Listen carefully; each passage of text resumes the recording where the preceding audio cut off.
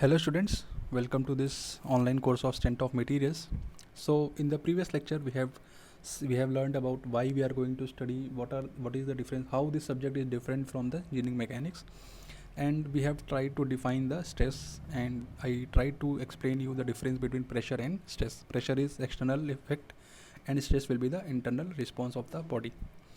So let us try to understand it in more detail. So let us assume that the stress acting on the cross section MN are uniformly distributed over the area A. So in the previous lecture I have told you about prismatic bar. So it is a prismatic bar and it is applied by a load P. So this load P is tensile in nature. Why? Because it is trying to tear this. If you are checking here, so the body is in tension. Each and every particle is trying to get apart from each other. So this is type of tensile load. So this is your actual bar, and when we are going to apply this load, a tensile load, then what is going to happen? This bar will get extended by some quantity delta. Okay, so let us see, this is delta is there due to this delta has come from where? Due to this external applied load. Okay, so if we are going to check what is happening at any of the, like any general cross section MN, so this is the cross section we are going to check. So what we have done, we have cut it here. So what we have seen, that this, due to this applied load P, a stress will generate. Let us say this is sigma. Okay, why this is going to generate? Because the body will react to the external load. So in that reaction, this stress is generated, which is a per unit load. Sigma is what? Per unit area. Load per unit area. Okay, so if we are going to consider the equilibrium of this bar, if the body is in equilibrium, so each and every section will be in equilibrium. So if, like, I am trying to show, like, from both perspective, this is the left hand side which is shown here. If I am trying to draw the right hand side, so here it is P and same sigma will be there. So this is the bar.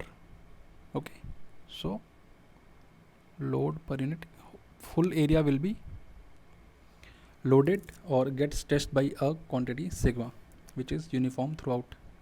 If the loading is symmetrical, the stress distribution will also be symmetrical. If the loading is not symmetrical, then we will having a different type of stress distribution. But for time being, we are assuming that the stress is uniform.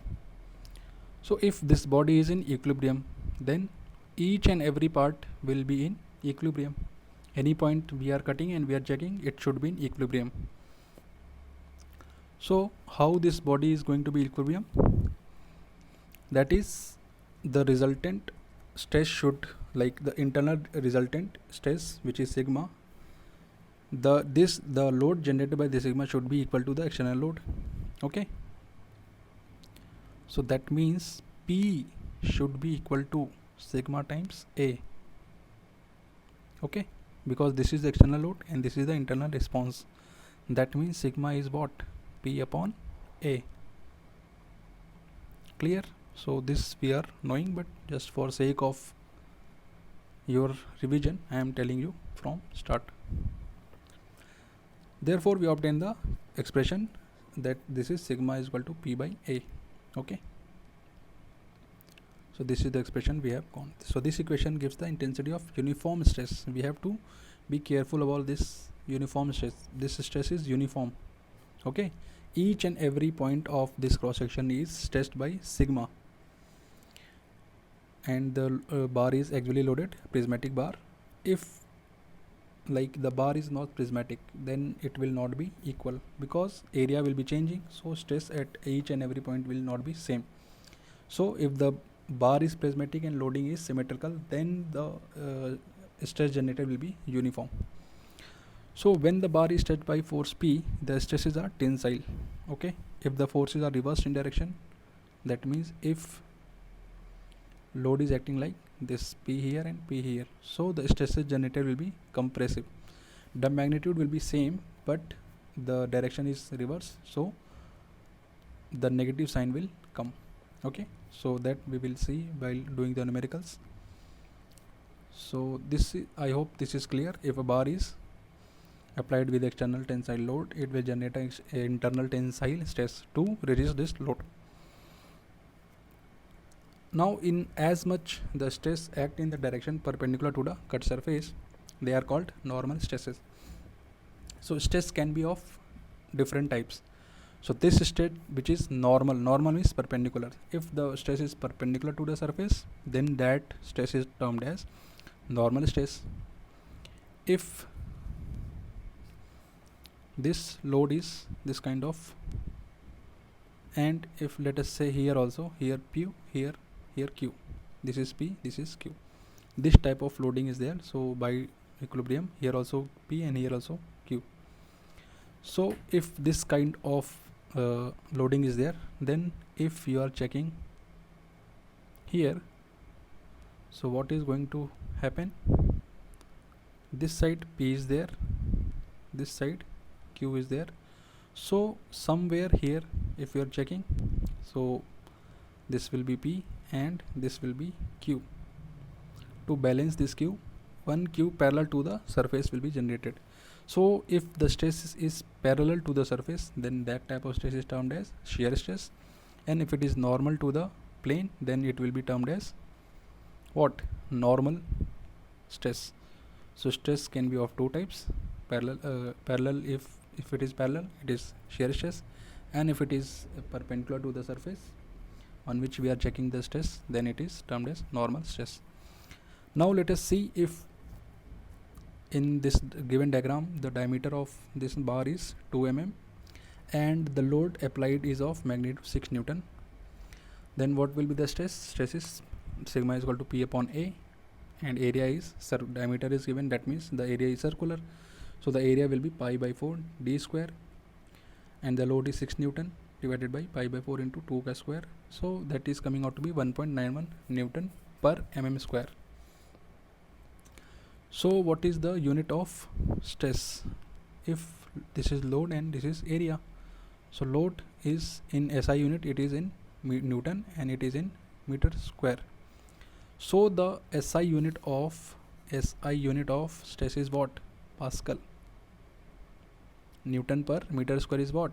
Pascal. But Pascal is a very small unit. Why it is very small unit? Because 1 Pascal means what? Let me just show you. If this is the square of side 1 meter, so area will be what? 1 meter square, and the load is acting here is 1 Newton. Okay, so what is the area, what is the stress, or what is the pressure? 1 Newton per 1 meter square, that is 1 Pascal.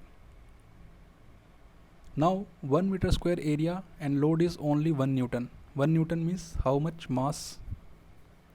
1 Newton is mass into G if we are checking. So mass is coming out to be 1 by G. G is almost 10 to 0.1 kg.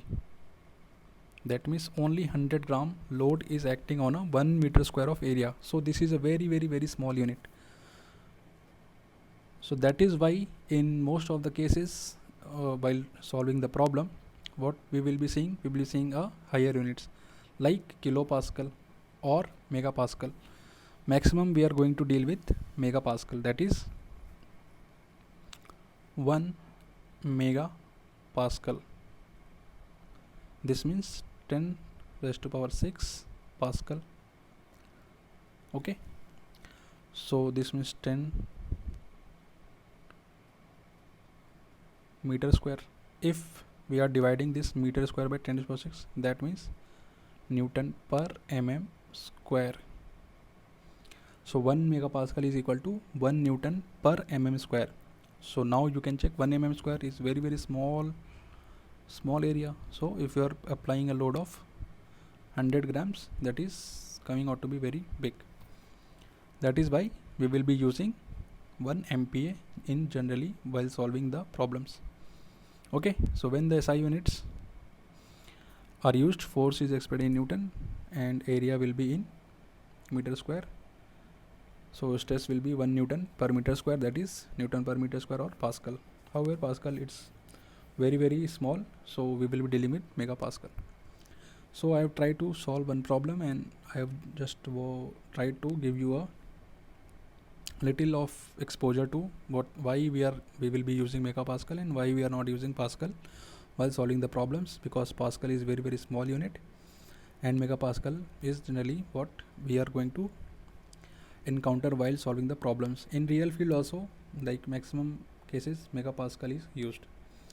So this is all for today. Thank you.